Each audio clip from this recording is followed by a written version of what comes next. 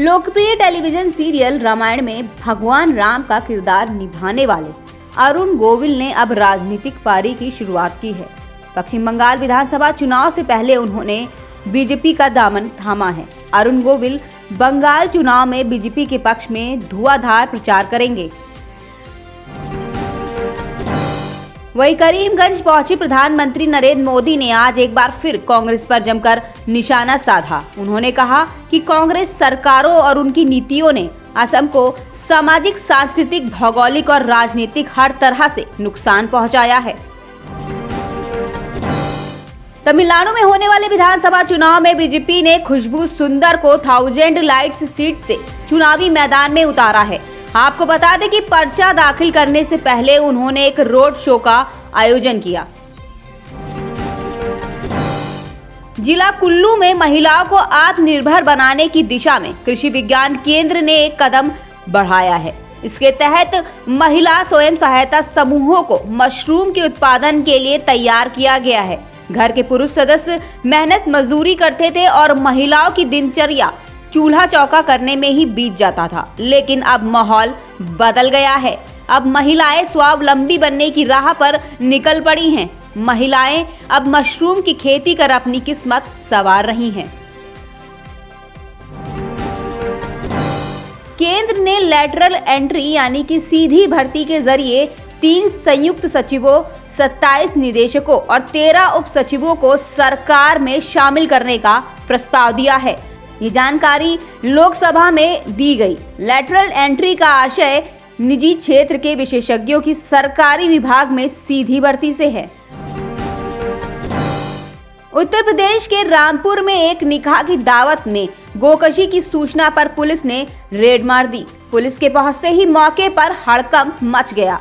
Police ने मौके से 1 क्विंटल गौमांस जब्त किया। मामले में दूल्हे समेत परिवार के 6 लोगों को गिरफ्तार कर लिया गया है। दूल्हे के गिरफ्तार होने के बाद निकाह भी रद्द हो गया। पुलिस ने सभी के खिलाफ गोकशी की संगीन धाराओं में केस दर्ज कर जेल भेज दिया है।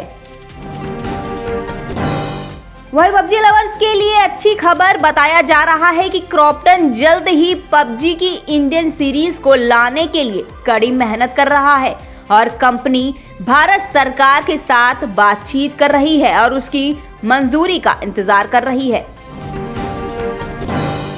गुजरात में कोरोना के बढ़ते कहर के बीच राज्य के सीएम विजय रूपाणी ने एक महत्वपूर्ण बयान देते हुए कहा कि गुजरात समेत देश में कोरोना के मामले में लगातार वृद्धि देखी जा रही है। इसलिए गुजरात में कोरोना पे नियंत्रण पाने के लिए टीकाकरण की रफ्तार को बढ़ाने का फैसला किया गया है। इसके साथ ही उन्होंने कहा कि फिलहाल गुजरात में अभी लॉकडाउन लागू करने की कोई योजना नहीं है। वही शिवसेना नेता संजय राउत ने सामना में एनआईए की जांच पर सवाल उठाते हुए पूर्व पुलिस कमिश्नर परमवीर सिंह का बचाव किया। इतना ही नहीं, बीजेपी पर निशाना साधते हुए कहा कि विपक्ष ने महाराष्ट्र की सत्ता में काबिज होने का सपना पाला होगा तो ये उनकी समस्या है, लेकिन ऐसी शरारत करने से उन्हें सत्ता की कुर्सी मिल जाएगी, ये भ्रम है। वही पाकिस्तान की एक अदालत में याचिका दायर कर आग्रह किया गया है कि आगामी 23 मार्च को स्वतंत्रता सेनानियों भगत सिंह, राजगुरु और सुखदेव की पुण्यतिथि पर कार्यक्रम के आयोजन की अनुमति प्रदान करने के लिए पंजाब सरकार को निर्देश दिया जाना चाहिए। महाराष्ट्र में बेकाबू कोरोना के आंकड़े डराने लगे हैं। राज्य में पिछले 24 घंटे में 25,833 नए मामले सामने आए हैं। ये आंकड़ा पिछले 6 महीनों में सबसे ज्यादा है। वहीं इस बीच अब 20 मार्च से मध्य प्रदेश में महाराष्ट्र से आने जाने वाली यात्री बसों पर प्रतिबंध लगा दिया गया है। हालांकि निजी वाहनों के आवागमन पर फिलहाल रोक नहीं है। राजस्थान सरकार ने गुरुवार को बजट पास करने से ठीक 4 मिनट पहले विधायक फंड का पैसा सांसदों के फंड के बराबर करने की घोषणा की। राज्य में एमएलए का फंड 2.25 करोड़ है, जिसे बढ़ाकर अब 5 करोड़ रुपए सालाना किया गया है। हालांकि अभी ये स्पष्ट नहीं है कि ये कब से लागू होगा। मध्य प्रदेश में ग्वालियर एयरबेस पर MiG 21 बाइसन क्रैश में शहीद ग्रुप कैप्टन आशीष गुप्ता का गुरुवार को अंतिम संस्कार किया गया। गौरतलब है कि ग्रुप कैप्टन 2 साल पहले बालाकोट एयर स्ट्राइक में शामिल थे। देश के जाबाज बेटे को मुखाग्नि उनके 9 साल के बेटे अतीक उर्फ टिनटिन ने मुरार मुक्तिधाम में दी। मुखाग्नि देने के बाद अबोध अतिन ने कहा कि पापा शहीद हो गए। अयोध्या की डॉक्टर राम मनोहर लोहिया अवध यूनिवर्सिटी का श्री राम शोध पीठ देश की बड़ी लाइब्रेरी स्थापित बनाएगा। शोध पीठ का कहना है कि इससे भगवान श्री राम और रामायण पर रिसर्च करने वाले छात्रों को मदद मिलेगी। इस लाइब्रेरी में प्रभु राम से जुड़े प्राचीन ग्रंथों और अलग अलग भाषाओं की रामायण और पांडुलिपियों का कलेक्शन किया जाएगा।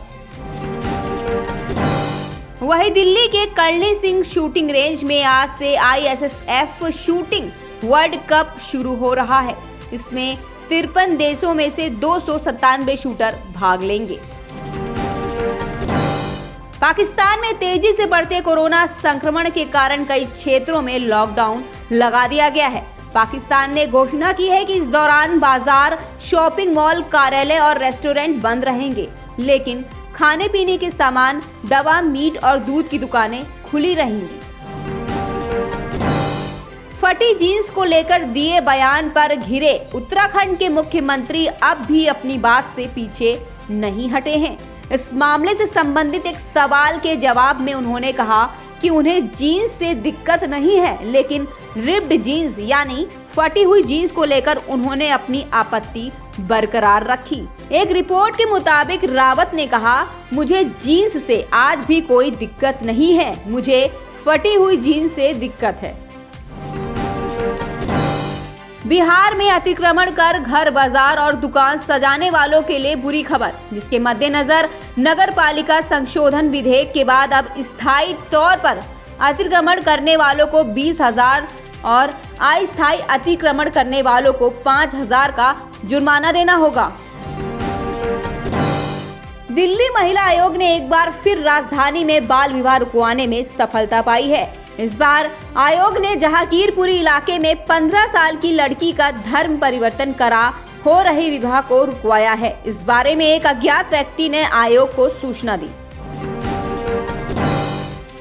सूर्य कुमार यादव ने अपने अंतर्राष्ट्रीय करियर का शानदार आगाज किया।